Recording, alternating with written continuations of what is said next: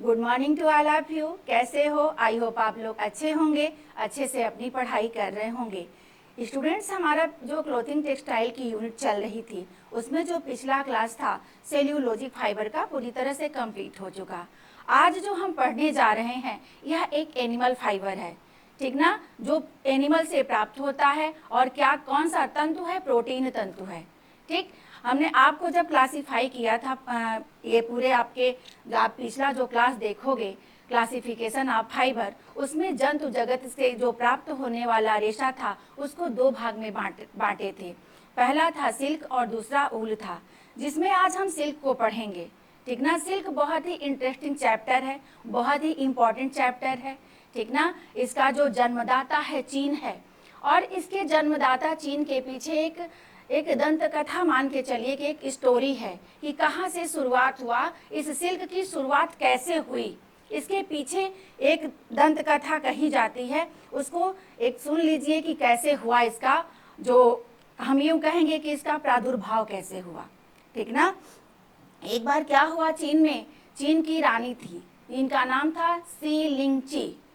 उनका नाम क्या था? सी लिंगची। यहाँ से देखिए क्वेश्चन बनता है। वो और राजा दोनों लोग बैठ के बगीचे में चाय पी रहे थे। वहाँ पे सहतूत का पेड़ था और सहतूत के पेड़ से एक कोकून उनकी चाय के प्याले में गिर गया। जब उसको उन्होंने उठाया तो उसमें से एक अविरल धागा निकला, एकदम फिलामेंट और बहुत शाइनिंग करता हुआ। उससे रानी क्या की कि एक रिबन बनाई और राजा को गिफ्ट की। वहीं से इसकी शुरुआत हुई। ये समझ लीजिए कि हमारे सिल्क की शुरुआत वहीं से हुई है। समझ रहे हो ना? तो इसके यह इंट्रोडक्शन में आप जब देखोगे, बुक को उठाओगे तो बहुत अच्छे से स्टोरी हर बुक में लगभग दिया हुआ है, एक बार उसको पढ़ लीजिएगा। तो आइए हम अपनी क्लास को स्टार्ट करते हैं, देखते हैं कि आज की क्लास में कितने पॉइंट हमारे क्लियर हो सकते हैं और कितना इम्पॉर्टेंट हमारा ये चैप्टर है। इस सिल्क को कितने नाम से हम जानेंगे, ठीक ना, और इसकी प्रोसेसिंग कैसे करेंगे। प्रोसेसिंग बहुत ही इम्पॉर्टेंट है, वो हर एग्ज़ाम के लिए मोस्टली आप समझ लो कि नेट के लिए तो बहुत ही इम्पॉर्टेंट होता है, और एलटी के लिए, टीजीटी पीजीटी, उसके अंदर से कोई ना कोई एक क्वेश्चन बन जाता है। तो आज बहुत इस लेक्चर को ध्यान से देखिएगा, ध्यान से समझिएगा। कोई भी किसी को कहीं से भी दिक्कत होती है तो कमेंट के थ्रू हमें ज़रूर बताइएगा। चलिए हम स्टार्ट करते हैं। देखिए, जैसे दिख रहा है कि हमारा जो सिल्क है कौन सा फाइबर है? तो एक एनिमल फाइबर है। कौन सा फाइबर है? यहीं से आपको एक क्वेश्चन दिख जाएगा कि कौन सा फाइबर है। तो कौन सा फाइबर है? एनिमल। कौन सा तंतु है? तो प्रोटीन तंतु है। यह नेचुरल प्रोटीन से बना हुआ है, ठीक ना, इसीलिए इसको प्रोटीन तंतु के नाम से जाना जाता है। यह इसका वैज्ञानिक जो नाम है क्या है? बॉम्बेक्स मोरी है। ठीक, क्लियर हो रहा है ना? यहीं से जितने भी पॉइंट आपका क्लियर होना चाहिए, इंट्रो से ही क्लियर हो जाएगा। ठीक, नेक्स्ट आपका क्या कह रहा है कि रेशम कहाँ से प्राप्त होता है? तो यह एक कीड़े से प्राप्त होता है। ठीक, नेक्स्ट आपका है रेशम के कीड़े को क्या कहा जाता है? तो कैटरपिलर या पिल्लू के नाम से इसको जानते हैं। नेक्स्ट कह रहा है कि चीन को रेशम का जन्मदाता माना जाता है। क्यों माना जाता है? अभी बताए हैं। इतना पॉइंट आपको क्लियर है? क्लियर है? आगे बढ़ें। ओके, नेक्स्ट आपका जो है, देखिए यहाँ से भी एक क्वेश्चन आपको दिखेगा कि ईसा से लगभग 2500 वर्ष पूर्व, कहाँ, कितना वर्ष पूर्व? 2500 वर्ष पूर्व रेशम के धागे से वस्त्र का निर्माण हुआ था। ठीक ना, यहाँ से भी क्वेश्चन आपको दिखेगा। अभी आपको बताए जो रानी थी वो, उनका जो नाम था क्या था? सी लिंगची था, इसीलिए उनको रेशम की देवी कहा जाता है। क्यों कहा जाता है? क्योंकि वहीं से इसका निर्माण की प्रक्रिया स्टार्ट हुई, वहीं से रेशम को लोग जानने लगे। आई बात समझ में? अब देखो, यहाँ से भी बार बार क्वेश्चन आपको मिलेगा कि जब रेशम को के कीट को पाला जाता है उस प्रक्रिया को हम क्या कहते हैं? उस प्रक्रिया को हम क्या कहते हैं? तो सेरीकल्चर कहते हैं। क्या कहते हैं? सेरीकल्चर कहते हैं, सेरीकल्चर के नाम से जाना जाता है। यहाँ से भी एक क्वेश्चन आपको हमेशा दिखाई देगा, समझ रहे हो ना। नेक्स्ट है, यह भी यहाँ से क्वेश्चन आपको दिखेगा कि प्राकृतिक तंतुओं में, यहाँ वानस्पतिक की बात नहीं कर रहा है, यहाँ प्राकृतिक तंतुओं में सबसे लंबा तंतु कौन होता है? तो कौन सा होता है? रेशम होता है। फिलामेंट तंतु इसको कहते हैं। यह किस में मापा जाता है? यह मीटर में मापा जाता है। समझ रहे हो ना, किस में मापा जाता है? मीटर में मापा जाता है। और स्टेपल को किस में मापा जाता है? इंच में मापा जाता है। आई बात समझ में? तो प्रकृति की बात जब करेगा, समझ रहे हो, तो प्रकृति की बात करेगा तो सबसे लंबा कौन सा होगा? सिल्क। और वानस्पतिक की बात करेगा तो कौन होगा? लिनन होगा। पिछले क्लास में आप लोग पढ़ चुके हैं, ये ध्यान रखिएगा। यहाँ ध्यान रखिएगा कि रेशम क्या है? एक प्रोटीन तंतु है, और जो प्रोटीन है उसमें जो प्रोटीन पाया जाता है इसको हम क्या कहते हैं? सेरिसिन और फाइब्रोइन कहते हैं, जो एक गोंद के रूप में पाया जाता है, चिपचिपा होता है। अभी आगे आप देखोगे, इसको पढ़ोगे, ठीक ना। यहाँ तक बात क्लियर है? ये देखो सब आपके कोकून है, आगे इसके भी हम प्रोसेस को समझाएंगे। यहाँ तक बातें क्लियर है? हर पॉइंट से आपको क्वेश्चन दिखेगा, आप उसी चीज को पढ़िए, इंट्रो से भी उसी चीज को निकालिए जो आपके लिए यूजफुल हो, इम्पोर्टेंट हो। कोई जरूरी नहीं कि हर चीज को आप ध्यान में रखिए। नेक्स्ट आपका है, देखो उत्पादन। उत्पादन की अगर हम बात करें, पहले भी आपको हम बता चुके हैं कि अगर हम उत्पादन की बात करें तो क्या होता है? यह हमेशा परिवर्तित होता रहता है, ठीक ना। तो क्या बता रहा है कि इस समय जो है चीन विश्व में रेशम का सबसे बड़ा उत्पादक है। कौन है? चीन है। पूरे विश्व में किसका पहला स्थान है? चीन का है, ठीक। और भारत का कौन सा स्थान है? तो सेकंड स्थान है, ये ध्यान रखिएगा। जबकि बुक को देखोगे, पहले के डेटा को देखोगे तो देखो हम यहाँ उसको भी मेंशन कर दिए हैं, ठीक ना। पहले कौन प्रथम स्थान पे था? जापान था। और भारत कौन से स्थान पे था? तो चौथे स्थान पर था, ठीक ना। ये भी ध्यान रखिएगा, यहाँ से मत समझिएगा कि ये बुक में है तो यही सही है। हम डेटा हमेशा प्रेजेंट का लेते हैं, न्यू डेटा को लेते हैं, ठीक ना। नेक्स्ट आपका है, यहाँ से भी आपको क्वेश्चन मिलेगा कि एक जो मादा होती है, जो कीट होती है, एक बार में कितने अंडे देती है, ठीक ना। तो ध्यान रखिएगा 300 से 500 अंडे देती है एक बार में, जो रेशम की मादा होती है। क्लियर है इतनी बातें? Any doubt? कोई कंफ्यूजन? ओके, फिर नेक्स्ट देखते हैं। यहाँ भी देख लो, देखो यही है प्रोसेस का। एक हुआ भी हम बताएंगे, ये तो उत्पादन की बात है, प्रोसेसिंग पर बताएंगे तो ज्यादा आपका फोकस रहेगा।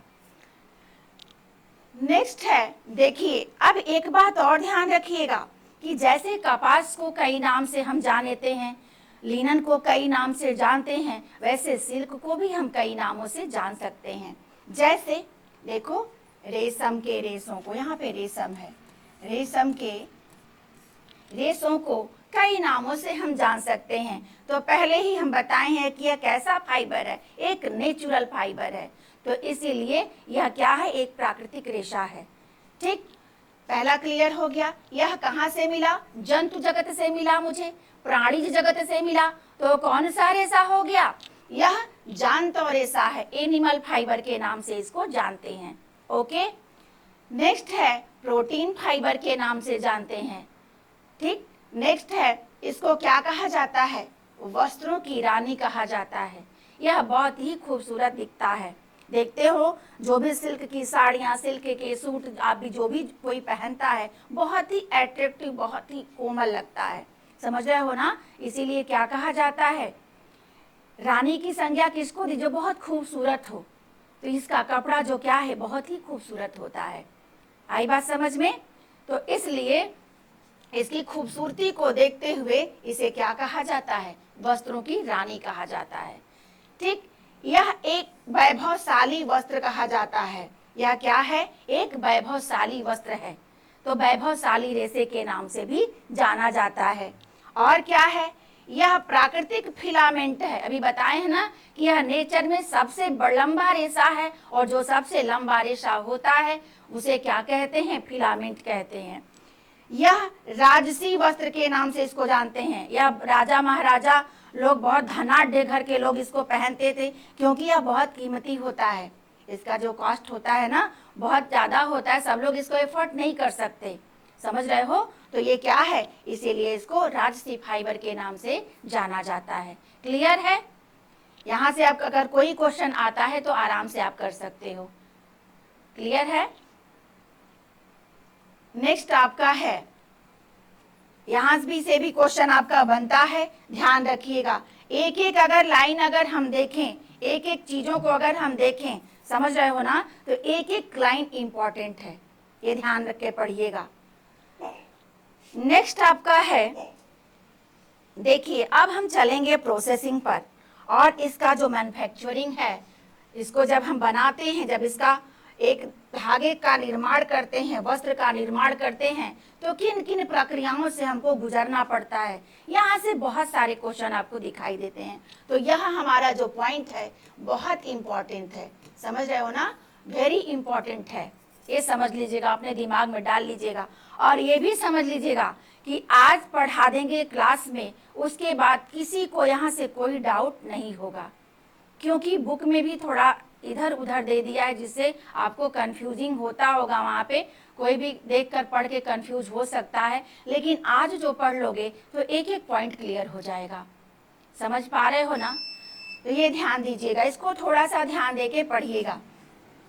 देखो पहले ही हम क्या करते हैं, अगर रेशम का उत्पादन करना होता है तो ठीक, हम क्या करते हैं, रेशम के कीड़ों को पालते हैं, कल्टीवेशन ऑफ कोकून करते हैं, कोकून की खेती करते हैं, ठीक ना। और रेशम के पालने की प्रक्रिया क्या कहलाती है? सेरीकल्चर। तो पहला पॉइंट या तो कल्टीवेशन होता है या सेरीकल्चर होता है। आई बात समझ में? पहला पॉइंट क्या होता है? सेरीकल्चर और कल्टीवेशन। इसमें किया क्या जाता है, देखो ये कहा ही जा रहा है इसमें कि ये रेशम उत्पादन की पहली प्रक्रिया ही क्या कहलाती है? सेरीकल्चर कहलाती है, ठीक ना। यहाँ से आपको क्वेश्चन दिखेगा कि पहली प्रक्रिया कहाँ गई, ये पहली जो प्रक्रिया है क्या कहलाती है? सेरीकल्चर कहलाती है। यहीं से आपका क्वेश्चन बन जाएगा, ठीक ना। क्या कहलाती है? सेरीकल्चर, ठीक ना। अब देखो ये किया कैसे जाता है, जो सहतूत का पेड़ होता है उसकी पत्तियों को एक ट्रे में, बहुत बड़े बड़े ट्रे होते हैं, वहाँ रख दिया जाता है, और वही पत्तियाँ ये खाता रहता है। ये जो सहतूत की पत्ती है ना, उसको कीड़ा खाता रहता है, और उसी से अपना पेट भरता है। जितना खाता है उतना वो लार का सिक्रीशन करता है, यूँ समझिए कि थूकता है, ये समझ लीजिए अपने शब्द में। और वही क्या होता है, वातावरण के संपर्क में आता है और वह सूख कर रेशा बन जाता है, धागे जैसा उसका संरचना हो जाती है। आई बात समझ में? तो ये हमारा एक, और यहाँ अभी तो बता ही दिए हैं कि कीड़ों की एक विशिष्ट प्रजाति होती है बॉम्बेक्स मोरी, वो सबसे अच्छा रेशम देती है हमें, ठीक ना। यहाँ क्लियर है? यहाँ थोड़ा सा फिगर को भी देख लो कि लाइफ साइकिल कैसे चलता है एक सिल्क वॉर्म का। ओके, तो देखो पहले क्या होता है, कीड़ा होता है। कीड़ा क्या है? एक मादा कीड़ा है। ये क्या की? अंडा दी है। देखो ये सहतूत की पत्ती है, इस पर अंडा ये दे दी है। अंडा क्या हुआ? अंडा किस में कन्वर्ट हो गया है? लार्वा में हो गया है, ठीक ना। अंडा का दूसरा जो स्टेप होता है लार्वा होता है, और तीसरा जो स्टेप होता है प्यूपा। प्यूपा थोड़ा सा छोटा होता है तो प्यूपा होता है। जब प्यूपा बड़ा हो जाता है वही कोकून कहलाता है, ये ध्यान रखिएगा। देखो प्यूपा थोड़ा सा बड़ा हुआ तो यहाँ कोकून कहलाता है। कोकून जब एडल्ट हो जाता है, बड़ा हो जाता है, तो यह मोथ बन जाता है, कीड़ा बन जाता है। यही इसका जीवन चक्र है, चलता रहता है, ठीक ना। जीवन चक्र यही है। क्लियर है यहाँ तक बातें? नेक्स्ट है आपका, देखो अभी बताए ना, ये सारा देख जो भी प्रोसेस आप कर रहे हो वो सेरीकल्चर के अंतर्गत कर रहे हो, ध्यान रखिएगा। यहाँ से भी क्वेश्चन बन सकता है आपका कि जो ये अंडा, लार्वा, प्यूपा, कीड़ा, किसके अंतर्गत की प्रोसेसिंग है? तो किसके अंतर्गत की है? सेरीकल्चर के अंतर्गत की है, ठीक ना। सेरीकल्चर में ही ये चारों प्रोसेस देखने को मिलता है, तब जाके हमें रेशम मिलता है, तब आगे की प्रक्रिया होती है, ठीक ना। देखो पहले हमें क्या हुआ, सेरीकल्चर में कीड़ों की अवस्थाएं, किन किन अवस्थाओं से सेरीकल्चर प्रक्रिया में एक कीड़ा होकर गुजरता है। क्लियर है? पहले क्या बनता है? एग होता है, अभी बताए हैं। फिर लार्वा बनता है, उसके बाद प्यूपा, फिर मोथ बन जाता है। यहाँ भी समझ लो। देखो एग हुआ, एक एडल्ट आपका, यहाँ से समझो, एक एडल्ट कीड़ा है आपके पास, कीड़ा है, एक मादा कीड़ा रहेगी तभी तो वो अपना प्रजनन करेगी, समझ रहे हो। अब कीड़ा क्या है, एक अंडा दी है, तो अंडा क्या हो गया, इसका पहला स्टेज हो गया, ठीक। दूसरा यह क्या हुआ, थोड़ा सा डेवलप हुआ तो ये किस में कन्वर्ट हो गया, लार्वा में। तो लार्वा क्या है, सेकेंड स्टेज है, ठीक। लार्वा थोड़ा सा उसका आगे बढ़ा, उसका डेवलप हुआ तो किस में कन्वर्ट हुआ, प्यूपा में हुआ। तो प्यूपा कौन सी स्टेज है, थर्ड स्टेज है। क्लियर है? प्यूपा जब थोड़ा सा डेवलप हुआ तो किस में कन्वर्ट हो गया, मोथ में, मतलब ये कोकून बन गया है। ये कौन सा है, यह कोकून की अवस्था है, ठीक ना। और यही कोकून अब किस में फिर कन्वर्ट हो जाएगा, एक कीड़ा में। क्लियर है? क्वेश्चन कैसे पूछता है, ऐसे आपको दे देगा, अंडा, लार्वा, अंडा, लार्वा, प्यूपा, कीड़ा, कीड़ा, ठीक ना। अब इसको कहीं आपको दे देगा, पहले लार्वा दे देगा, ठीक, पहले फिर आपको अंडा दे देगा। अब आपको सीक्वेंस करना रहता है, ये ध्यान रखिएगा, बहुत इंपॉर्टेंट क्वेश्चन है। यहाँ पे आपको लगभग हर प्रैक्टिस सेट में दिखाई देता होगा, तो इसके स्टेप को नहीं जानोगे तो यही भी क्वेश्चन हमारा क्या हो जाएगा, गलत हो जाएगा। आई बात समझ में? तो हम अब पहले ही आप समझ लो कि अंडा होता है, लार्वा होता है, प्यूपा होता है, कीड़ा होता है, इसको रट डालो, ठीक। अब ये चारों जब स्टेज हमारा हो जाता है तो इसके अंदर से भी क्वेश्चन बनता है कि यह कितने दिन का होता है, इसमें क्या होता है, इसमें क्या होता है, इसमें क्या होता है। तो इसको भी हमको देखना जरूरी है। तो आइए इसको भी हम समझ लेते हैं। क्लियर हो रहा है ना, किसी को कोई दिक्कत? नेक्स्ट जो है, देखिए इसके बारे में भी हम थोड़ा थोड़ा समझ लेते हैं, जैसे जैसे क्वेश्चन बन सकता है। देखो एग की जो दिन अवस्था होती है, एग कितने दिन में होता है, तो 12 से 15 दिन तक, यानी 12 से 15 दिन तक इसको मैच्योर होने में लगता है, ठीक ना। तो ये आपका क्वेश्चन यहाँ से बनता है कि अंडे कितने दिन में परिपक्व होते हैं, कितने दिन में परिपक्व होते हैं, तो 12 से 15 दिन। इसके बाद ये किसमें कन्वर्ट हो, इसकी दूसरी अवस्था क्या हो जाएगी, लार्वा। तो इसके बाद यह किसमें बदलता है, यहाँ पे ये क्वेश्चन आ जाता है कि लार्वा ये दिया है ना कि अंडा के बाद की अवस्था कौन सी है, तो इसके बाद की अवस्था कौन सी हो गई, लार्वा। एक किसमें चेंज हो गया, वही अंडा किसमें चेंज हुआ, लार्वा में।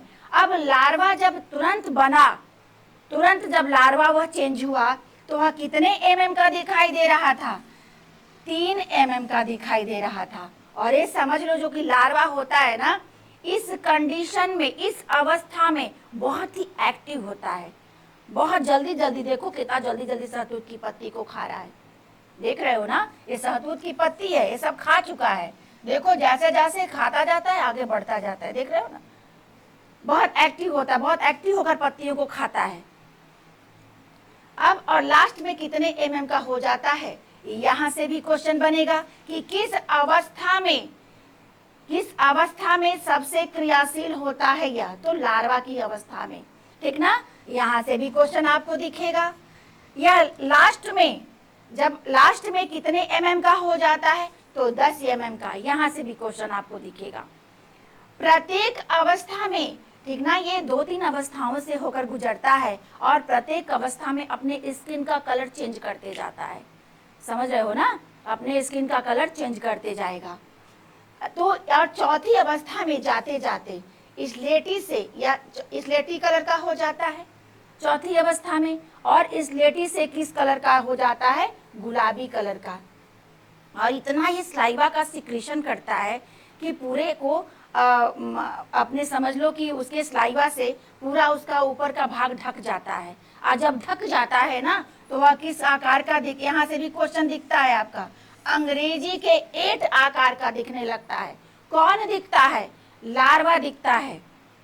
किस कंडीशन में? इस सबसे लास्ट कंडीशन में। आई बात समझ में? तो एक एक देखो, पढ़ने का तरीका यही होता है कि एक एक लाइन को, एक एक शब्द के मीन्स को समझकर उसको डीप में जाके पढ़ो, तब जाके क्वेश्चन सॉल्व कर पाओगे। ये कोई 11-12 का पेपर नहीं है, आप एक एग्जाम को क्लियर करने जा रहे हो, ठीक ना?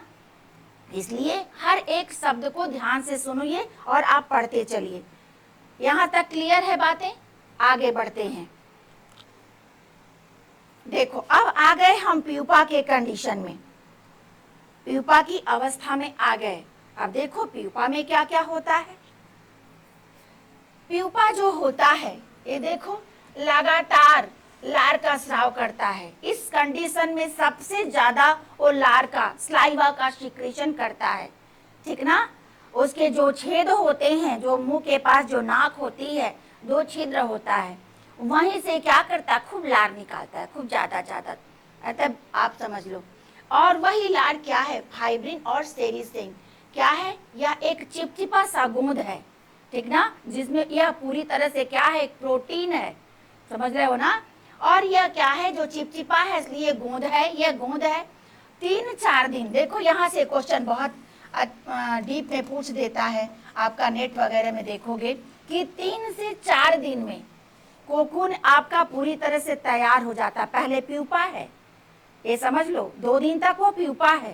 प्यूपा क्या है? ये कह लो ना कि जैसे एक बालक का पबर्टी एज होता है, ठीक ना? पबर्टी एज है ये, एकदम वयःसंधि अवस्था है। और जब वह थोड़ा सा एडल्ट होने लगता है तो उसी को हम कोकून कहते हैं। ये ध्यान रखिएगा, प्यूपा या कोकून में कोई बहुत डिफरेंस नहीं, लेकिन इतना डिफरेंस होता है, इस चीज को भी समझ लीजिएगा, ठीक ना? आपके बुक में इतना अच्छा, इतना ज्यादा डीप नहीं दिया हुआ है, लेकिन इसकी यंगेस्ट एज है कौन? कोकून। प्यूपा की यंगेस्ट एज कौन सी है? कोकून है, ध्यान रखिएगा। अब ध्यान रखिए, यहाँ कोकून तैयार हुआ और खूब खा पी लिया, खूब खा पी के अपना पेट भर लिया है, स्लाइवा का सिक्रीशन कर लिया है। अब क्या करेगा ये कि 10 दिन तक यह बिल्कुल सोता रहेगा, निष्क्रिय अवस्था में रहेगा। खा पी लिया खूब भरपेट और सो गया, वो एकदम निष्क्रिय हो गया। आई बात समझ में? है ना इंटरेस्टिंग? बहुत इंटरेस्टिंग चैप्टर है ये आपका। और क्या करता है? जब उठता है यह तो अपने सिर को खूब तेज तेज हिलाने लगता है। अब तब व्यक्ति समझ जाता है, जो इसका सेरिकल्चर जो कर रहा है व्यक्ति, वो समझ जाता है कि अरे ये तो अब मोथ बनने वाला है, जल्दी से इसको मार के रेशम प्राप्त कर लो, जल्दी से इसको डालो पानी में और रेशम को हम निकाल लो, नहीं तो ये क्या होगा? मोथ बन जाएगा। अब मोथ बन जाएगा तो उसका क्या हो जाएगा? रेशे जो फिलामेंट के थे वो स्टेपल में बदल जाएंगे, टूट जाएंगे। तो कोई ये तो चाहेगा नहीं कि उसका रेशा खराब हो। इसी कंडीशन में बेचारे को मार दिया जाता है, यहीं पे इसको क्या किया जाता है?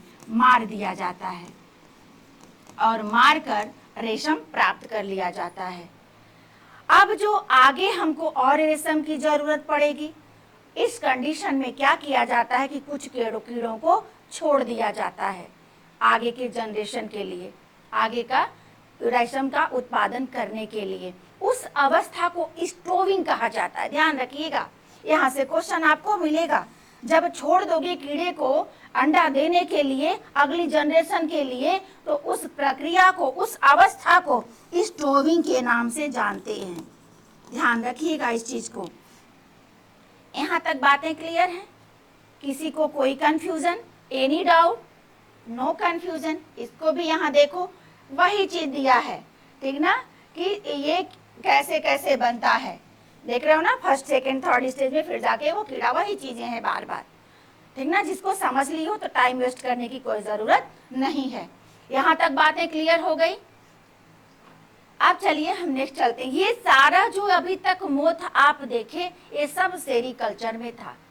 यहाँ हमको कीड़े को छोड़ दिए अगले जनरेशन के लिए, और यहाँ से हम क्या कर लिए, कोकून को प्राप्त कर लिए, ठीक ना, कोकून को प्राप्त कर लिए, ठीक ना। हम कोकून को क्या कर लिए, ले लिए अपने पास, मुझे मिल गया, ध्यान रखिएगा। और कीड़ा को भी हम छोड़ दिए, उस अवस्था में स्टोविंग हो रहा है उसका, उस अवस्था को हम स्टोविंग कहते हैं। आगे देखते हैं अब क्या होगा। अब आगे की प्रक्रिया को समझिए। इतना तो एक व्यक्ति अपना कर लिया काम, अब क्या करेगा, कोकून को अपने से तो रेशम निकाल नहीं पाएगा, उसको क्या करेगा, कोकून को फैक्ट्री में भेज देगा। अब ये जो भी क्रिया होगी फैक्ट्री में होगी, इसके बाद वाली जो भी क्रिया होगी एक फैक्ट्री में होगी। देखो एक कोकूनों का संग्रह किया हुआ है, देख रहे हो ना, ये देखो कितने सुंदर सुंदर कोकून है। अब देखो कोकूनों का स्टोर कर लिया गया, ठीक ना, स्टोरिंग ऑफ कोकून। अब इसमें देखो यही लिखा हुआ है कि इस प्रक्रिया में कोकून को इकट्ठा कर लिया जाता है और फैक्ट्री में भेजने के बाद निम्नलिखित प्रक्रियाओं से होकर गुजरना पड़ता है। और आपकी प्रोसेसिंग पहले से ही चल रही है, फर्स्ट सेकंड सीक्वेंस में आता है ना अरेंज करने के लिए, तो फर्स्ट से ही चल रही है। ये भी आपका क्वेश्चन बन सकता है कि सेरीकल्चर के अंतर्गत कितनी प्रक्रिया हुई और फैक्ट्री में कितनी प्रक्रिया हो रही है। ध्यान रखिएगा, एक एक चीज को जब पढ़ रहे हो तो अच्छे से पढ़ो, अच्छे से समझिए, कि ताकि कोई आपको कहीं से कंफ्यूज ना कर सके। अब देखो भेज दिया गया, अब वहां पे क्या किया गया, वहां पे जाते ही सॉर्टिंग कर लिया गया, श्रेणीकरण कर लिया गया कोकूनों का।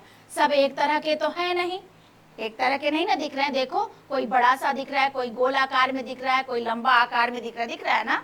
तो देखो यही किया, रंग, आकार, माप और बनावट के आधार पर, ठीक ना, यह सफेद या पीले रंग से ग्रे का होता है। इस सारे के आधार पर क्या किया जाता है, अलग अलग कैटेगरी में उसमें बांट दिया जाता है फैक्ट्री में, तभी तो अलग अलग टाइप का रेशम तैयार होगा, एक में तो होगा नहीं। तो यहाँ पे इसको हम ग्रेडिंग भी बोल सकते हैं, ठीक ना। यहाँ क्या किया जाता है, श्रेणीकरण। श्रेणीकरण को कहीं कहीं ग्रेडिंग प्रक्रिया भी कहा जाता है, ठीक ना, ये ध्यान रखिएगा, यही प्रक्रिया है, चाहे इसको ग्रेडिंग कहो या श्रेणीकरण कहो। तो सॉर्टिंग कर लिया गया, स्टोर किया गया, सेरीकल्चर के बाद स्टोर किया गया, उसके बाद सॉर्टिंग कर लिया गया, छटाई कर ली गई, श्रेणीकरण कर लिया गया। क्लियर है इतनी बातें। अब नेक्स्ट देखते हैं कि इसके बाद अब क्या होगा चौथे प्रोसेस में। तो चौथे प्रोसेस में हम क्या करेंगे, कोकून मिल गया है वहां पे फैक्ट्री वालों को, कोकून को क्या करेंगे कि स्काउरिंग करेंगे, स्काउरिंग प्रक्रिया होगी, ठीक ना, स्काउरिंग करेंगे, या इसी को कहते हैं कि सॉफ्टनिंग ऑफ सेरीसिन। यहाँ गर्म पानी में कोकून को डाल देते हैं, और जब कोकून को डालते हैं तो क्या होता है, कोकून बिल्कुल मरता है, तो उसका शरीर क्या होता है, ढीला पड़ जाता है, उसको बोलते हैं गोंद ढीला करना, या स्काउरिंग प्रक्रिया, या सॉफ्टनिंग ऑफ सेरीसिन, किसी भी नाम से आप इसको जान सकते हो। तो वो क्या करता है, वहीं पे उसका गोंद जो सेरीसिन और फाइब्रिन गोंद था ना, वह छूटने लगा, अलग होने लगा। क्लियर है यहाँ तक की बातें। चौथे प्रोसेस में, पांचवें प्रोसेस में हम क्या करेंगे कि जब उसको निकालेंगे, उसको जब निकालेंगे पानी से, देखो ये हो रहा है ना स्काउरिंग, देखो यहाँ से निकाला जा रहा है, देखो ये गर्म पानी है और ये धागा कैसे ग्लव्स लगा के आराम से इसके धागे को निकाला जा रहा है, इसी को स्काउरिंग कहते हैं। आई बात समझ में। अब स्काउरिंग जब हम कर लिए तो धागा जो ये है ना, एक धागा नहीं है, ये दो धागा आपस में चिपका हुआ है। जैसे कीड़ा ये है ना, कीड़ा के जो नोज से एक इधर से एक इधर से आपका फाइब्रिन, ये प्रोटीन तंतु का स्राव हो रहा है ना, और बाद में क्या होगा, अलग अलग तो रहेगा नहीं, क्योंकि उसमें गोंद लगा हुआ है, वो क्या होगा, दो धागे एक में चिपक जाते हैं। आई बात समझ में। जब दो धागे एक में चिपक जाते हैं तो उसको अलग अलग करने के लिए उसमें ब्रश मारा जाता है, ब्रशिंग किया जाता है। देखो इसमें लिख भी दिए हैं कि कीड़े के लार से दो रेशा बनता है, फाइब्रिन और सेरिसिन, इन दोनों रेशों को अलग अलग करने के लिए ब्रशिंग प्रक्रिया की जाती है। क्लियर है यहाँ तक? पांचवे में हमने क्या कर लिया? ब्रशिंग कर लिया, ब्रश कर लिए। अब रेशा क्या हो गया? अलग अलग हो गया, मतलब उसकी से गोंद जो है अलग अलग निकल गए। अब क्या करेंगे? जब अलग अलग हमारा रेशा हो जाएगा तब उसको रीलिंग कर लेंगे, लपेट लेंगे। फिलामेंट को रील में लपेटना, समझ रहे हो ना? तो कोकून को खोलकर जब रेशे हम निकाल लिए उसको क्या करेंगे? रीलिंग प्रक्रिया कर लेंगे। जब रील में लपेट लिए, समझ रहे हो ना, लपेट लिया गया तो वहां से जो हुआ, मुझे कैसा रेशम मिला? कच्चा रेशम प्राप्त हुआ। कच्चा रेशम किस प्रक्रिया से प्राप्त हो गया आपको? रीलिंग प्रक्रिया से। रीलिंग प्रक्रिया से कच्चा रेशम आपको मिल गया। समझ लो, यहाँ से क्वेश्चन है। यहाँ से भी एक क्वेश्चन बनता है कि कोकून का जो रेशा हम निकालते हैं एक कोकून से, उसका 16% भाग ही निकालते हैं। शेष क्या होता है? उसका जो परत होता है, बाहरी जो भाग होता है, टूट जाता है। समझ रहे हो ना? बाहरी भाग चूंकि कठोर होता है, वातावरण के संपर्क में आकर वह कठोर हो जाता है। तो जब वो गोंद ढीला करोगे ना, जब रेशा को निकालोगे तो वो क्या होगा? टूट जाएगा। ऊपर से टूटने के बाद जो नीचे का जो छोर जब पकड़ेगा कोई, तब जाके वो रीलिंग करेगा। बाकी जो होता है टूट जाता है। तो टूटे हुए रेशे को भी हम काटते हैं, उसको भी हम वेस्ट नहीं करते हैं, आगे हम बताते हैं। तो यहाँ से भी क्वेश्चन बनता है। और एक जो कोकून होता है, एक कोकून से 100 से 200 फीट धागा निकलता है। यहाँ से भी क्वेश्चन बनता है आपका कि एक कोकून से कितने फीट धागा तैयार होता है। तो यहाँ से भी एक क्वेश्चन आपका बन जाता है। क्लियर है? यहाँ तक की बातें आपको क्लियर है ना? Any confusion? तो ये समझ लीजिए, जहां जहां से क्वेश्चन बनता है, देखो हम यहीं पे हेडलाइन कर देते हैं ताकि आप यहीं से पढ़ना स्टार्ट कर दो। अब देखते हैं कि रीलिंग के बाद हम क्या करेंगे? ब्रशिंग कर लिए, रीलिंग लपेट लिए, लपेटने के बाद क्या करेंगे हम? यहाँ पे आपको फिलामेंट मिल गया है और एक आप डंडे में एक उसको लपेट लिए, रोल में लपेट लिए हो। अब रोल में लपेटने के बाद उसको खोलोगे ना, वैसे तो रहेगा नहीं, उसकी लच्छियां बनाओगे। उस प्रक्रिया को हम बेलिंग कहते हैं। उस प्रक्रिया को हम क्या कहते हैं? रीलिंग के बाद हम क्या करते हैं? बेलिंग करते हैं। बेलिंग का मतलब होता है गांठें तैयार करना, या यहाँ पे ये भी कह दे सकते हो लच्छियां तैयार करना। लच्छियां तैयार करना। लच्छियां भी कितने से बनाई जा रही हैं? 5 से 10 पाउंड की। यहाँ से भी आपको क्वेश्चन दिखेगा कि एक लच्छी कितने पाउंड की होती है? तो कितने पाउंड की होती है? 5 से 10 पाउंड की होती है। ठीक, यहाँ तक क्लियर हो गया? ठीक ना? कि आपका जब रीलिंग कर लिए तो लच्छी बना लिए। अब लच्छियों का क्या करोगे? ठीक ना? लच्छियों को क्या करोगे? थ्रोइंग प्रक्रिया करोगे, बटाई करोगे। ठीक ना? बटाई में क्या होता है कि लपेटे हुए रेशम को थोड़ा सा ऐंठन देते हैं, थोड़ा ऐंठन देते हैं और ऐंठन दे के धागे के रूप में परिवर्तित करते हैं, धागा बनाने का एक प्रोसेस करते हैं। यहाँ तक बातें क्लियर है? जब धागा मेरा बन जाता है तो भी उसमें गोंद रहता है और गोंद भी हटाया जाता है, लेकिन पूरी तरह से गोंद हटाया नहीं जाता है, क्योंकि अगर पूरी तरह से गोंद हटा देंगे तो पहले तो उसका वेट लाइट हो जाएगा और उसकी शाइनिंग भी थोड़ी खत्म हो जाएगी। तो यहाँ से क्या करते हैं कि धागे में से कुछ गोंद को, देखो कुछ ही मात्रा गोंद को हटाया जाता है और शेष उसी में रहता है। और यह गोंद हटाया कैसे जाता है? साबुन के पानी से। ठीक ना? तब तो उसमें बहुत अच्छी सी चमक आ जाती है। उस प्रक्रिया को हम क्या कहते हैं? डीगमिंग कहते हैं। ठीक ना? आपका थ्रोइंग के बाद हम क्या करेंगे? डीगमिंग करेंगे। ऐंठन देने के बाद गोंद को हटा देंगे। जब गोंद हट गया तो थोड़ी शाइनिंग तो भाई कम हो गई। अब उसके लिए हम क्या करेंगे? ब्लीचिंग प्रक्रिया करेंगे। ब्लीचिंग प्रक्रिया, ब्लीचिंग होती ही है रेशे के धाग, मतलब जो भी आपका फाइबर है उसमें शाइनिंग लाने के लिए अलग से एक परिचर्या दी जाती है, उसको हम ब्लीच कहते हैं। और ब्लीचिंग भी किससे की जाती है? इसमें बहुत मृदु ब्लीच की आवश्यकता होती है। यहाँ ध्यान रखिएगा, देखो यहाँ पे लिख भी दिए हल्का और मृदु ब्लीच की आवश्यकता होती है। और इस कौन से ब्लीच की आवश्यकता होती है? हाइड्रोजन पेरोक्साइड की। यहाँ से क्वेश्चन बनता है कि सिल्क के लिए कौन सा ब्लीच का प्रयोग किया जाता है? तो हाइड्रोजन पेरोक्साइड का। ओके, क्लियर है? अब ब्लीचिंग कर लिए, आपको एक फिलामेंट धागा मिल गया है, ये ध्यान रखिएगा वीव करने के लिए। जैसे आप समझते हो ना कि इस पर कॉम्बिंग नहीं की जाती है, तो यहाँ तक कोई कॉम्बिंग की बात नहीं आई है, ठीक ना, यहाँ कोई बात नहीं हुई है। यहाँ आपको एक अच्छा सा धागा मिल गया है कपड़े तैयार करने के लिए।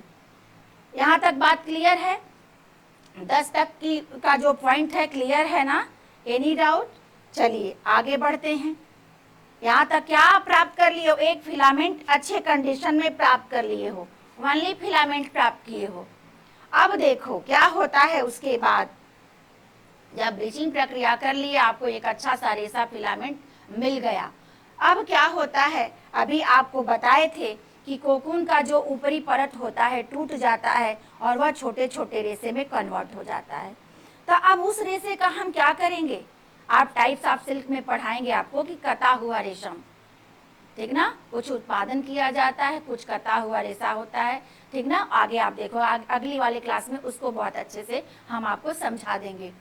तो वो जब रेशा मिलता है हमको, जो टूटा हुआ है, जो यहाँ से जो टूट गया है रेशा, अब उसको क्या हम करते हैं? प्रक्रिया उसी में है सीक्वेंस में। 10 के बाद देखो 11वां पॉइंट आपको दिख रहा है, लेकिन यहाँ से चेंजिंग यह है कि वहाँ फिलामेंट की बात हुई थी, यहाँ टूटा हुआ जो परत टूट गया था कोकून का ऊपरी परत, उसकी बात हो रही है। क्लियर है ना? क्लियर हो रहा है ना? अब देखो, अब उसको हम क्या करेंगे? चूंकि सिल्क का धागा है तो हम फेंकेंगे नहीं, उससे भी कपड़ा बनाएंगे। लेकिन ये ध्यान रखिएगा कि जो कटा हुआ रेशम से कपड़ा बनता है वह निम्न कोटि का होता है, और जो फिलामेंट से कपड़ा बनता है वो उच्च कैटेगरी का होता है, बहुत ही खूबसूरत होता है और ये थोड़ा खुरखुरा होता है, ठीक ना। ये टाइप सिल्क होता है, मतलब लगेगा कि सिल्क टाइप का है, बस ये समझ लो। उसको अब हम क्या करेंगे? जो धागा मिल गया है टूटा हुआ, उसको हम क्लीन करेंगे, साफ सफाई उसकी कर लेंगे। उसके बाद उसको हम सुलझाएंगे, समान लंबाई में लाने के लिए वहाँ पे कॉम्बिंग प्रक्रिया की जाती है।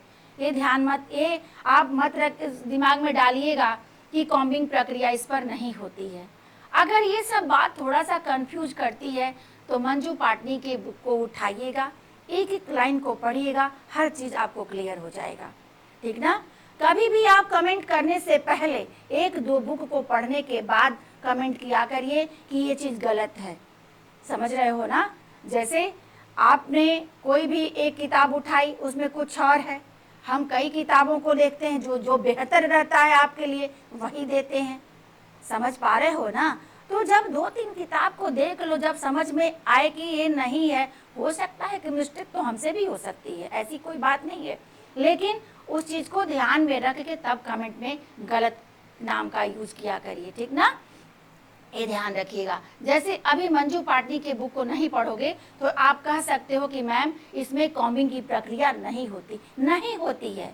जब फिलामेंट था तो बिल्कुल कॉम्बिंग की जरूरत नहीं है, लेकिन जहाँ टूटा हुआ आपको धागा रेशा मिला है, उसकी कटाई जब हम करेंगे तो बिना कॉम्बिंग के नहीं करेंगे। बिना कॉम्बिंग के आप देख लो कि समान लंबाई में काटने के बाद फिर इस पर कंघी की जाती है, ठीक ना। जब रेशा आप ले लेते हो, करते हो, बिस कॉम्बिंग प्रक्रिया करके उसको समानांतर करते हैं, तब जाके क्या करते हैं? स्पिनिंग करते हैं, तब उसकी कटाई करते हैं। कटाई यहाँ तक समझ में आ गया? अब वॉश किए, कॉम्ब किए उसको, फिर स्पिनिंग किए, कटाई कर दिए।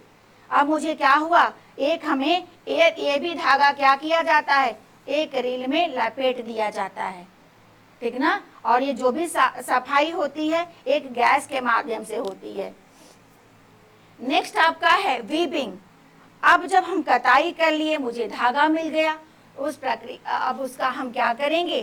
ताना एंड बाना से फील करेंगे, ठीक ना। यहाँ पे हम क्या करेंगे? वीविंग प्रक्रिया करेंगे। अब यहाँ पे हमारा क्या हो जाएगा? वस्त्र बनाने की प्रक्रिया आ गई, वस्त्र बनाना, ठीक ना, वस्त्र बनाना। वस्त्र जब हमारा बन गया तो हम क्या करेंगे, फिनिशिंग करेंगे। फिनिशिंग करेंगे ना, और इस पे कौन सी फिनिशिंग की आवश्यकता होती है, ठीक ना, ब्लीचिंग की जाती है। दो परिसज्जाएं होती हैं, एक तो ब्लीचिंग की जाती है और दूसरा ब्लीचिंग की जाती है एंड वेटिंग परिसज्जा की जाती है, ठीक ना। वेटिंग और ब्लीचिंग दो परिसज्जाएं इस पर की जाती हैं। वेटिंग परिसज्जा क्या की जाती है, वजन बढ़ाया जाता है, समझ रहे हो ना, वजन बढ़ाया जाता है। इसमें टिन और लोहे की धातु के चूर्ण को कपड़े में चिपकाकर उसकी के वेट को बढ़ा दिया जाता है, समझ रहे हो ना, क्योंकि उसका वेट थोड़ा बढ़ जाएगा तब कपड़ा क्या होगा, अच्छे कंडीशन में मिलने लगता है। तो इसलिए इस पर ये समझ लो कि दो परिसज्जाओं की जरूरत होती है। इसके अलावा भी हम कैलेंडरिंग वगैरह करते हैं, समझ रहे हो ना, बड़े पैमाने पर अगर करना होता है तो।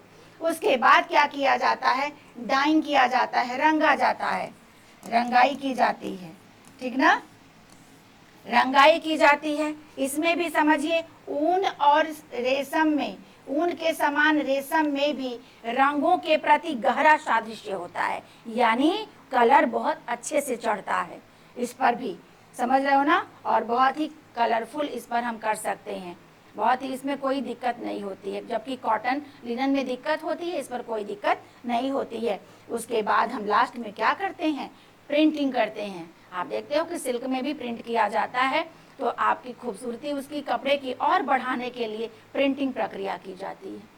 यहाँ जाके आपकी पूरी फिनिशिंग खत्म, पूरा प्रोसेस जो होता है खत्म होता है। यानी कितने प्रोसेस को हम लेकर चलेंगे, 17 प्रोसेस को लेकर चलेंगे। अदर में भी हम कर सकते हैं, अदर भी हम डाल के कर सकते हैं कि इसके अलावा भी अन्य परिसज्जाएं हम कर सकते हैं। क्लियर है यहाँ तक की बातें। अगर यहाँ पे एक भी पॉइंट में आपको कंफ्यूजन क्रिएट हुआ तो सब क्वेश्चन गलत हो जाएगा, ये ध्यान रखिएगा। पहले तो सबके अंदर की बातों को याद रखिएगा। यहाँ तक क्लियर है, तो आइए समझ लेते हैं एक बार और, टू द पॉइंट सीक्वेंस से लर्न कर लीजिएगा कि किसके बाद कौन सा पॉइंट आएगा, ठीक ना, और किसके अंदर क्या कौन सी प्रक्रिया की जाती है। यहाँ तक की बात क्लियर है। चलिए अब देखते हैं कि हम कैसे करेंगे। पहले ही हम क्या बताए थे आपको, पहले ही हम क्या बताए थे, कल्टीवेशन ऑफ सिल्क। कल्टीवेशन या कहो या उसको सेरीकल्चर कहो, दोनों ही कह सकते हो। तो पहला हमारा क्या हो जाएगा, कल्टीवेशन कह लो, दोनों हम बता देते हैं कि कहीं से क्वेश्चन आएगा तो आप कंफ्यूज नहीं होगे। कल्टीवेशन ऑफ सिल्क, ठीक, आर सेरीकल्चर भी इसको कहते हैं, सेरीकल्चर भी कहते हैं, ठीक ना। रेशम के कीड़ों को पालना, ये अपने दिमाग में डालिएगा। यहाँ जो हमारा होता है, ये जो हमारी प्रोसेस होती है, आराम से समझते चलिए। इसमें हम कौन कौन से प्रोसेस से होकर गुजरते हैं, अंडा, लार्वा, प्यूपा, कीड़ा, ठीक, ये इसी के अंदर की बातें हैं। दूसरे पॉइंट में हम क्या करेंगे, अब हमें कल्टीवेशन कर लिए, सेरीकल्चर कर लिए, तो क्या मिलेगा, क्या मिला, कोकून मिला। तो स्टोरिंग ऑफ कोकून करेंगे, स्टोर कर लेंगे, कोकूनों का संग्रह कर लेंगे, स्टोरिंग ऑफ कोकून, ठीक, स्टोर कर लिए। स्टोर करने के बाद अब क्या किए, उसको फैक्ट्री में भेज दिए। फैक्ट्री की प्रक्रिया में क्या करेंगे, पहली प्रक्रिया उसकी सॉर्टिंग करेंगे, छटाई करेंगे। आराम से देखिए, हम समझा रहे हैं, एकदम आराम आराम से समझिए, किसी को कोई कंफ्यूजन नहीं होना चाहिए यहाँ पर। एक्चुअली मेरे क्लास के बाद तो बिल्कुल कंफ्यूजन नहीं होना चाहिए, ठीक ना। सॉर्टिंग कर लिए, सॉर्टिंग का मतलब अभी बताए हैं, या तो ग्रेडिंग कह लो इसको या श्रेणीकरण कर लो, समझ रहे हो ना। अब हम क्या करेंगे, सॉर्टिंग प्रक्रिया करने के बाद श्रेणीकरण हम कर लेंगे, अलग अलग इसका किस किस का आधार पर। यहाँ से आपका क्वेश्चन बनता है कि किसके आधार पर आप श्रेणीकरण करोगे, तो रंग के आधार पर, ठीक ना, उसके आकार के आधार पर, उसके लंबाई के आधार पर कोकूनों को अलग अलग श्रेणियों में हम बांट देंगे, ठीक ना। अब हम क्या करेंगे, सॉफ्टनिंग करेंगे या कहो तो स्काउरिंग करेंगे। स्काउरिंग प्रक्रिया कह लो, स्काउरिंग या softening, softening of sericin. English version ही देता है, इसलिए इंग्लिश वर्जन याद करिएगा, ठीक ना। हम अगर हिंदी में देंगे तो आपको दिक्कत होगी, इंग्लिश ही वर्जन इसका पूछता है। स्काउरिंग कर लेंगे, यहाँ पे हम गोंद ढीला कर लिए, क्या किए, सॉफ्टनिंग कर लिए। कैसे किए बताए हैं ना कि गर्म पानी में हम डाल देंगे, गर्म पानी में डालते ही क्या हो जाएगा, उसका गोंद ढीला हो जाएगा, उसमें से कोकून में से जो होगा गोंद पूरी तरह से वो छोड़ देगा। उसके बाद देखिए ना कितना ग्लव्स लगा के उसके रेशे को निकालते हैं आराम आराम से ताकि टूटे ना। अब वो प्रक्रिया हम कर लिए। अब जब हम इस कावरिंग कर लेंगे उसके बाद क्या करेंगे, रेशे हमारे चिपके हुए हैं तो पांचवा पॉइंट क्या बताए थे आपको, ब्रशिंग करेंगे। रेशे चिपके हुए हैं तो ब्रशिंग करेंगे, ब्रशिंग प्रक्रिया करेंगे।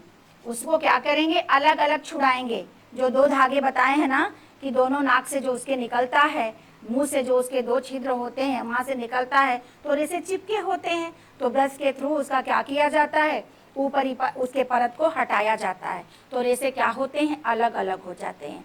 जब रेशे अलग अलग हो जाएंगे तब क्या करोगे बताओ जल्दी से, क्या करोगे, लपेटोगे ना, लपेटोगे कि नहीं लपेटोगे, रेशे मिल गया तो क्या करोगे, वैसे तो नहीं छोड़ोगे। अब हम क्या करेंगे, 6 पॉइंट में क्या करेंगे, रीलिंग कर देंगे, रीलिंग ऑफ फिलामेंट, ठीक। रीलिंग कर लिए, रीलिंग के बाद क्या करेंगे, रीलिंग के बाद हम क्या करेंगे, अब देखो रीलिंग ऑफ फिलामेंट कर, अब इसकी लच्छियां बनाएंगे, ठीक ना, लच्छियां बनाएंगे, बेलिंग करेंगे, ठीक ना, बेलिंग करेंगे। बेलिंग करने के बाद हम क्या करेंगे, बेलिंग कह लो या लच्छियां बनाना कह लो, इसको लच्छियों में कन्वर्ट करके हम दे देंगे, ठीक ना। अब लच्छियों में कन्वर्ट करने के बाद हम क्या करेंगे, इसमें ऐठन देंगे, थ्रोइंग प्रक्रिया करेंगे, थ्रोइंग ऑफ सिल्क। इसमें क्या किया जाता है, हल्का सा घुमाव दिया जाता है, हल्का सा उसमें ऐठन दिया जाता है। जब हम ऐठन दे देते हैं उसके बाद हम क्या करते हैं, उसमें से गोंद को हटाते हैं, ठीक ना, डीगमिंग करते हैं, डीगमिंग करते हैं, डीगमिंग करते हैं। जब गोंद हट जाता है तो वह लाइट वेट का हो जाता है, ठीक ना, वह किस हो जाता है, लाइट वेट का हो जाता है। अब उसके लिए हम क्या करते हैं, थोड़ा शाइनिंग भी उसकी थोड़ी कम हो जाती है।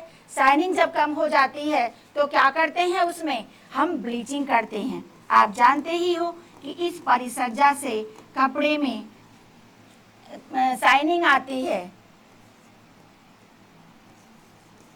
ब्लीचिंग करते हैं, इससे हम क्या होता है, चमक आ जाता है। और रेशा भी हमारा क्या होता है, समझ रहे हो ना, रेशा भी हमारा क्या होता है, ये हो जाता है, बहुत शाइनिंग करता हुआ एक कपड़ा मिल जाता है। यहाँ तक की बात समझ में आती है, यहाँ तक की बात आपको समझ में आ गई है, हमें एक फिलामेंट मिल गया, समझ पा रहे हो ना, यह एक फिलामेंट हमें मिल गया, यहाँ तक हमें एक फिलामेंट सुंदर सा धागा मिल गया है, ये समझ लो।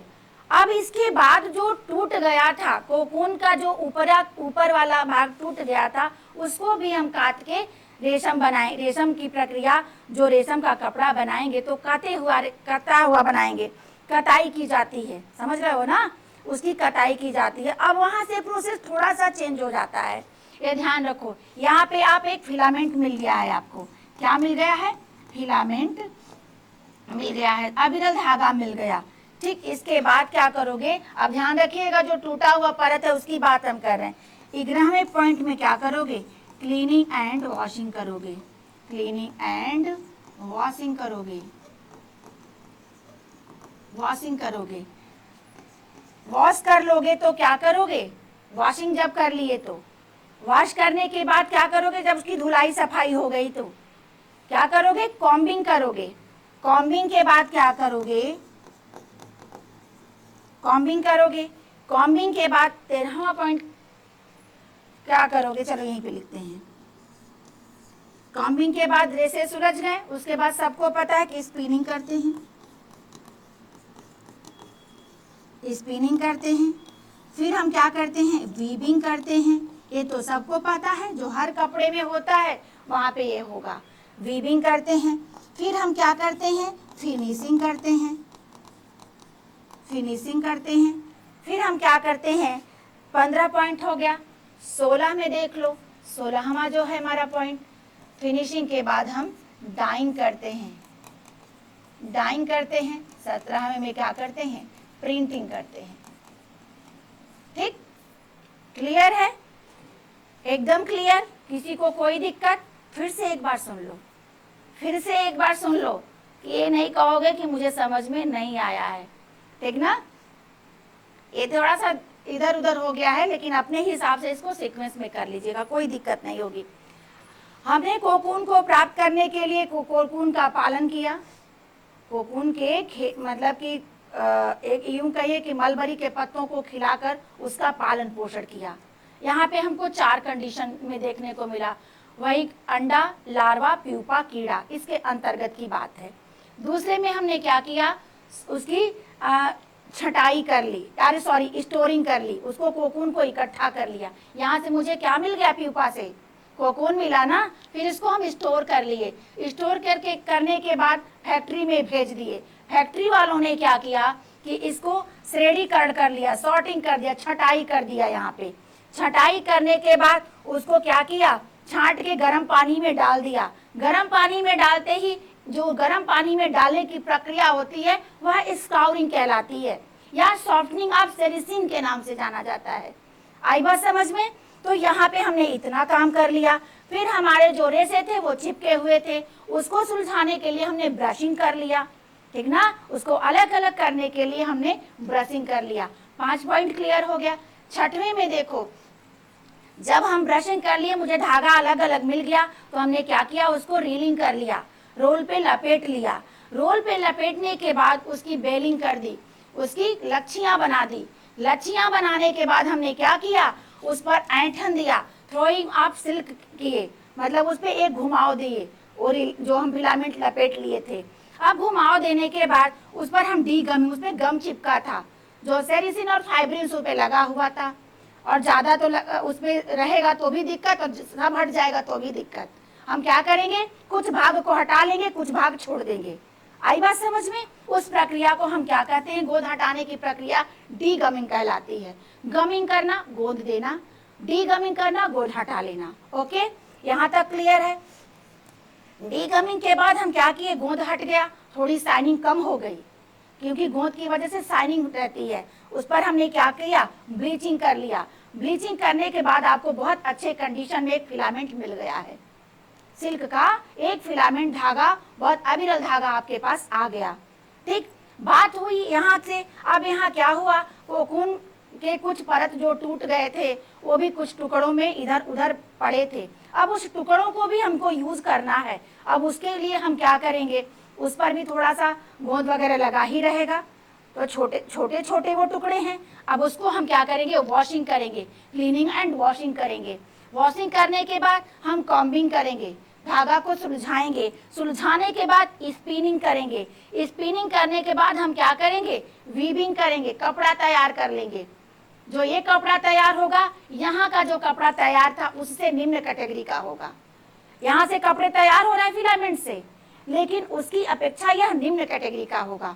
आई बात समझ में? अब यहाँ पे हमने वीव कर लिया तो फिनिशिंग किया। फिनिशिंग में 2 फिनिशिंग मोस्ट इंपॉर्टेंट इसके लिए होती है, ठीक ना। कौन कौन सी, वेटिंग और ब्लीचिंग। ब्लीचिंग कौन सी ब्लीच का प्रयोग किया जाता है, हाइड्रोजन पेरोक्साइड का।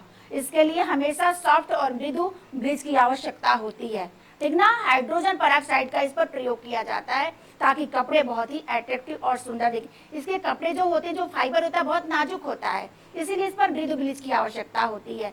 कपड़े इतने हल्के होते हैं कि वजनीकरण किया जाता है। वजन बढ़ाने के लिए धातुओं के लवड़ को, चूड़ को क्या किया जाता है, उसे सटाकर और उसको वेट बढ़ा दिया जाता है।